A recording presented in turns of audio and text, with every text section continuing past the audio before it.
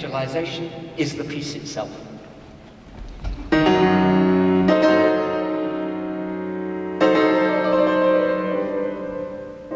What's that about?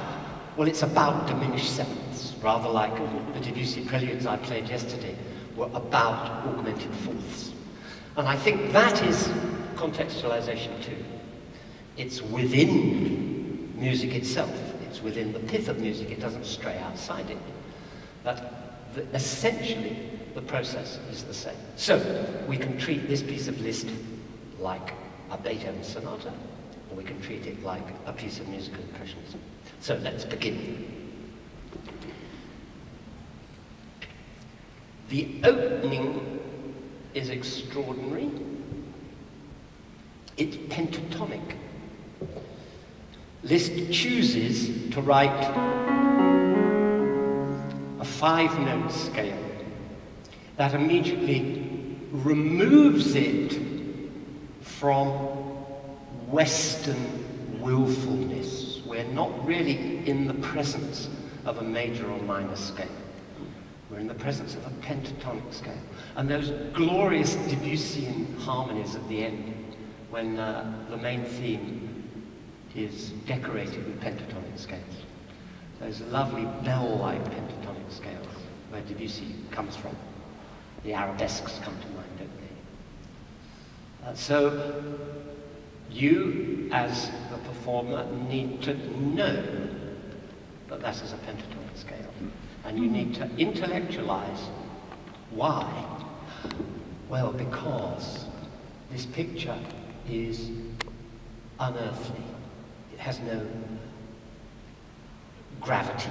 It rises above the earth. It's spiritual. Also, very interestingly, Liszt, being a hugely cultured guy, he understood connections. It's also pentatonic because there's a faint Eastern flavor. Because Raphael owes his existence to a greater connection to Eastern art than we today are aware of. That the further you go back into Western European painting and Western European music, the nearer you get to Eastern art.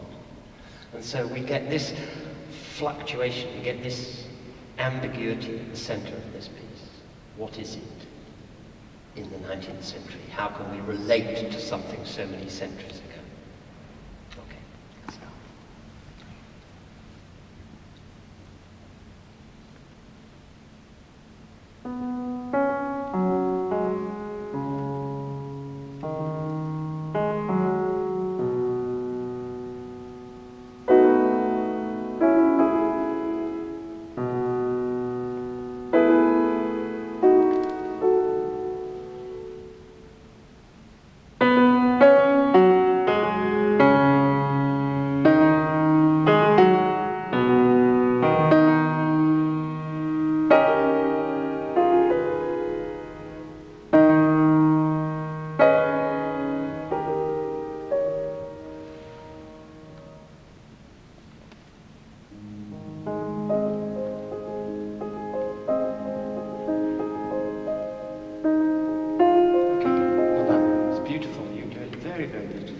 Only a few little suggestions for you.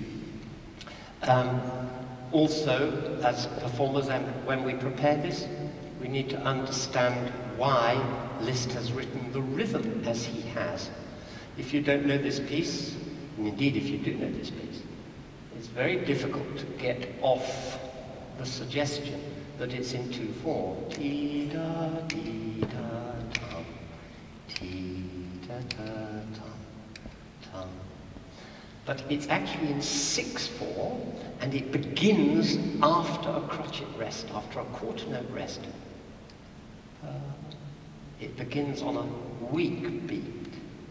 So it's very, and you're doing it very beautifully, it's very important that we don't play like that, but it's upwards.